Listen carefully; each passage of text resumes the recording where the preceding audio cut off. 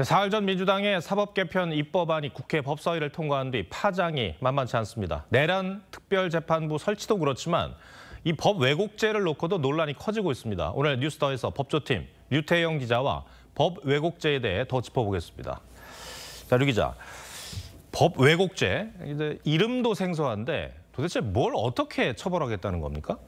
네, 법 왜곡죄는 판사나 검사, 경찰 등이 법을 왜곡해 적용하는 경우 형사처벌하겠다는 법안입니다. 법을 의도적으로 잘못 적용하면 최대 징역 10년까지 처벌할 수 있도록 하겠다는 건데요. 판사가 증거 없이 범죄 사실을 인정한 경우나 검사가 위조된 증거를 재판에 활용하는 경우들이 처벌 대상이 될 수 있다는 겁니다. 근데 이런 법이 다른 나라에도 있습니까? 네, 있긴 합니다만 주로 공산국가들에 있습니다. 중국 형법 399조에서는 형사재판 중에 고의로 사실과법을 위반해 재판하는 경우 최대 징역 10년형을 규정하고 있습니다. 또 북한에서도 부당판결죄란 이름으로 부당한 판결을 한 자는 최대 5년까지 노동 단련형에 처한다고 규정하고 있는데요. 아무래도 공산권 국가들에서 당의 입장과 다른 판결을 한 판사를 처벌하는 장치로 악용하는 측면이 있어 보이고요. 범민주권 국가에서는 독일에서 나치에 가담했던 법조인을 청산하기 위해 도입된 사례 정도가 있습니다. 예. 법조계에서 우려가 많이 나오고 있죠? 네, 그렇습니다. 공통된 반응은 위헌성이 크다 이런 지적입니다. 무엇이 법 왜곡인지 규정 자체가 모호해서 헌법상 명확성의 원칙에 위배된다는 겁니다. 앞서 보신 대로 어제 전국 법원장회의 참석자들 모두 우려를 나타내며 판사들이 판결 자체를 안 하려 할 것, 이런 말까지 나온 겁니다. 1년에 총 600만 건 넘는 판결과 결정들이 나오는데요.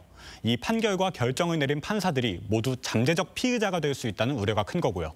그래서 법학계에서도 특정 진영에 유리한 판결을 받아내기 위해 추진하는 법이 아니냐 이런 비판까지 나옵니다.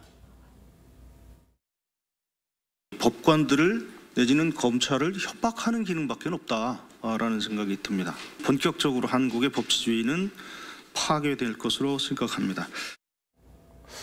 그런데도 민주당이 이 법 왜곡죄를 밀어붙이는 이유가 뭘까요? 네, 명목상 이유는 무너진 사법 신뢰를 회복하겠다는 겁니다. 법 왜곡죄를 발의한 더불어민주당 김용민 의원의 제안 이유를 보면 판사가 재판을 불공정하게 진행하는 경우 처벌할 규정이 없다고 지적하고 있는데요. 하지만 김 의원의 최근 발언을 보면 조금 다른 해석도 나옵니다.